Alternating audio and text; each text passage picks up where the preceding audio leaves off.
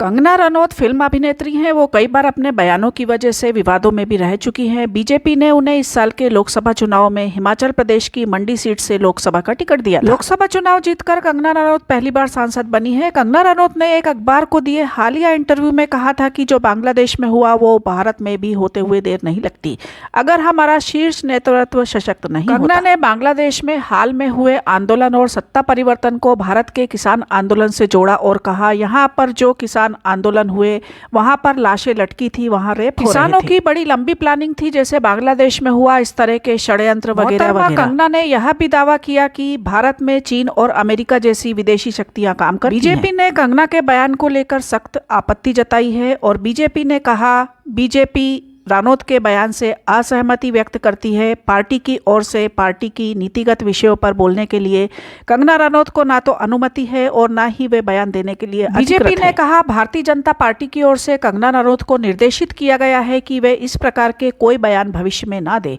Party ने आगे बताया, भारतीय जनता पार्टी सबका साथ, सबका विकास, सबका विश्वास और सबका प्रयास तथा सामाजिक समरसता के सिद्धांतों पर चलने के लिए कृत संकल्पित है। 3 कृषि कानूनों को लेकर हुए किसान आंदोलन के दौरान कंगना रनौत के कई बयानों को लेकर विवाद हो चुका है। चलिए तो एक बार जानते हैं कंगना के वो कौन कौन से बयान हैं जिन पर अभी तक विवाद हो चुका है। किसान आंदोलनकारियों पर बयान, राहुल गांधी पर टिप्पणी, शंकराचार्य पर उठाए सवाल, असली आजादी साल 2014 में मिली, तापसी पन्नू और सौरभ भास्कर को बता चुकी है बी ग्रेड अभिनेत्री।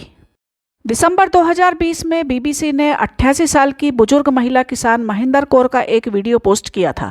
महिंदर झुकी हुई कमर के बावजूद डंडा लिए पंजाब के किसानों के साथ मार्च करती नजर आ रही थी।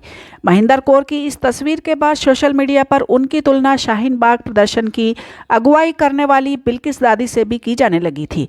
उस वक्त कंगना रनौत ने बिल्किस और महिंदर कौर दोनों की तस्वीर एक साथ ट्वीट करते हुए तंज कसा था, हाँ, ये वही दादी है जिन्हें टाइम मैगजीन की 100 सबसे प्रतिभाशाली व्यक्तियों की लिस्ट में शामिल किया गया था और ये 100 रुपये सीआईएसएफ की महिला कांस्टेबल ने दावा किया था कि वो कंगना के इस बयान से नाराज थी और कहा था कि किसान आंदोलन में खुद जुलाई महीने में संसद सत्र के दौरान कांग्रेस नेता राहुल गांधी ने शिव और महाभारत की कथा के चक्रव्यूह का जिक्र किया था।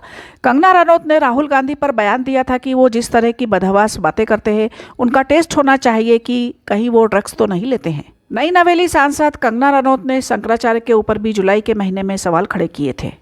साल 2021 में एक टीवी चैनल के कार्यक्रम में कंगना रनौत ने कहा था कि भारत को साल 1947 में भीख में आज़ादी मिली थी और देश को असली आज़ादी साल 2014 में मिली। पंजाब में आम आदमी पार्टी की सरकार है, जहां से बड़ी संख्या में किसान आंदोलन में शामिल हुए थे। इसके अलावा अगले कुछ दिनों में हरियाणा में विधानसभा चुनाव होने वाले हैं।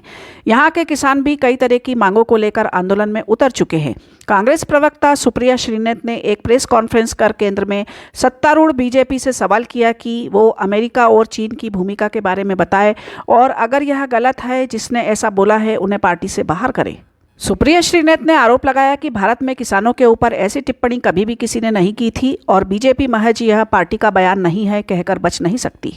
ऐसे समय में कंगना के बयान के बाद बीजेपी ने पहली बार उनको इस तरह की सख्त भाषा में सार्वजनिक तौर पर चेतावनी दी है। वैसे कंगना के इस तरह के बयानों के बाद बीजेपी का कंगना को चेतावनी देना बीजेपी की परिपक्वता को दर्शाता है। इस बारे में आप क्या कहते हैं, कमेंट करके जरूर बताइए और ताज़ा अपडेट्स के लिए हमारे साथ बने रहिए। Please subscribe. Thank you.